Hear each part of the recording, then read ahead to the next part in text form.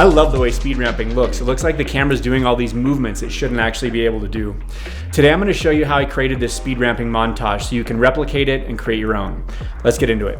Choosing a subject. Speed ramping is so frequently done with cars, so I wanted to pick a different subject, and I chose one wheel because it's something I love to do. But rather than just keep it simple, I wanted to challenge myself to get some shots where we're both in motion, he's going in a straight line and I'm orbiting around him. Okay, that's, oh my God. Yeah, more on that in a little bit. Gear and settings.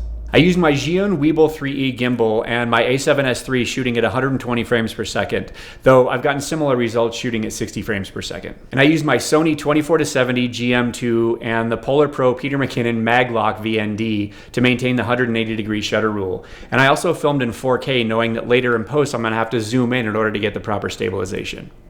Shot variety. I started with in and out shots. I'd start close up to my subject and then walk or ride my one wheel backwards. And each time I try and focus on a specific part of Mark or the one wheel, like his ear or his eye or the center of the wheel. And the more you can keep the part you're focusing on in the center of the screen while you're filming, the easier things are going to be in post to stabilize. Autofocus tends to perform a little bit better if you start close up to your subject and then you pull away rather than the other way around. That being said, sometimes the only option is to start far away and then zoom in. Like these shots I tried here where Mark is riding in a straight line and I start far away from him and then zoom up and catch up to him. POV in and out is the same as the previous set of shots, except this time I have the gimbal set to POV mode, which is the same thing as FPV mode on DJI gimbals.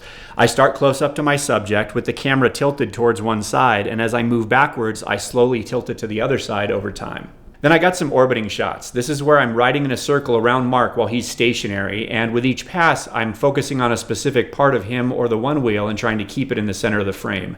And sometimes I'm picking a subject that's up high and sometimes down low. This is harder than I thought it would be. Even with him stationary, I'd have to do several circles around him just to get a partial take that was long enough. And then I wanted to get fancy and tried pulling off a shot where he's going in a straight line on his one wheel and I'm on my one wheel riding around him in a circle. Even with a gimbal, trying to ride circles around him while he's also in motion on his one wheel, that's not easy. Okay, that's, oh my God. Whoa, I'm getting dizzy. Yeah, so am I. After the parking lot stopped spinning, it was time for the edit. I picked out a high energy song I like from Artlist. I have a link in the description that'll give you 2 free months when you sign up. I picked the part of the song I wanted to use and placed a marker on every beat of the song using the M key so I can easily line up my edits to the beat. After color grading the clips, I picked out my favorite shots and put them in the order that I wanted based on how they would flow together. For example, if I have a clip zooming in, I'd follow it up with another clip that's zooming in, or at least a clip with motion that feels like it has flow from the previous one rather than breaking the flow. Like this, for example, I go from a clip that zooms in to a clip that orbits to the side. To me, that feels like it flows together even though they're not doing the exact same movement. And if you're not sure, you may just need to try 2 clips together to see if they flow well. And remember, you can reverse clips if you need to change direction, which I'll show you how to do in a bit. If you filmed using S&Q mode with a Sony camera, then your clips will already play back in slow motion. Since I filmed at 120 FPS but didn't use S&Q mode, I select all my clips in the media pool, right-click, select Clip Attributes, and change the video frame rate to match my timeline, which is 23.976. And now all my clips will automatically play back in slow motion on my timeline. I pick a clip and trim the fat off the beginning and end, so all that's left is what I want in the shot. With the playhead over the clip, I go to the Fusion page. I type Shift Spacebar, search for Tracker, and click Add. I drag the crosshairs over the part I was focusing on in the shot. In this case, it was the center of the wheel. I change Adaptive Mode to Best Match and then track in both directions.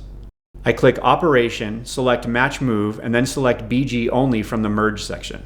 Now as I scrub through the footage, the focal point of the clip stays locked in the same place, but I have gaps on the side of the image now.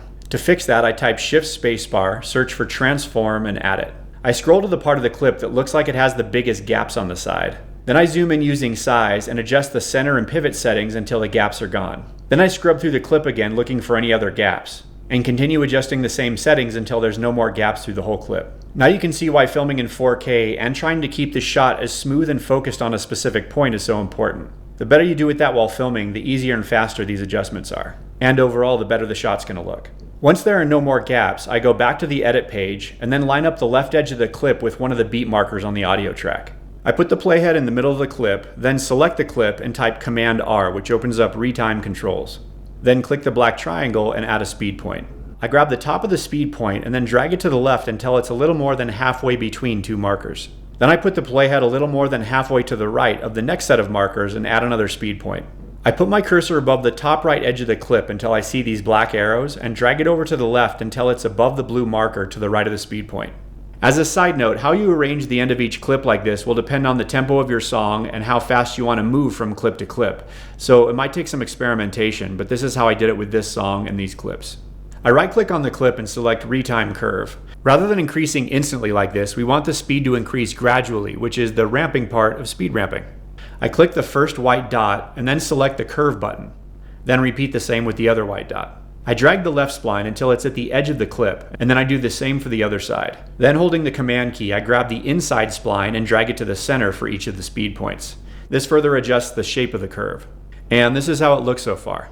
I then repeat the exact same steps for a few more clips that flow well with this one, and this is how it looks.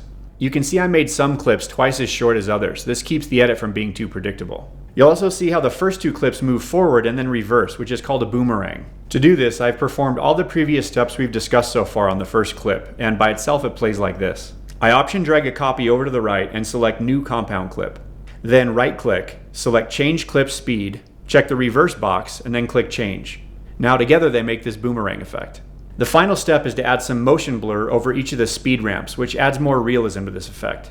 I drag an adjustment clip over the first transition between two clips and make it a little bit wider than the speed points.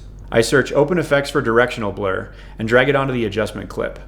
Since these two shots are panning from side to side, I want the blur to move from side to side as well. To quickly check which way the blur effect is moving, turn the blur all the way up. It looks like setting the slider to -180 has the blur moving sideways, which is what we want for this transition. I turn the blur strength back down to 0.400 and then fade the beginning and ending of each adjustment clip. Then I can just option drag this over to the next transition point and adjust the blur angle to best match the movement of the transition.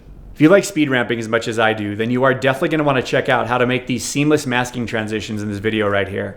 Thank you for being here, and I'll see you in the next one.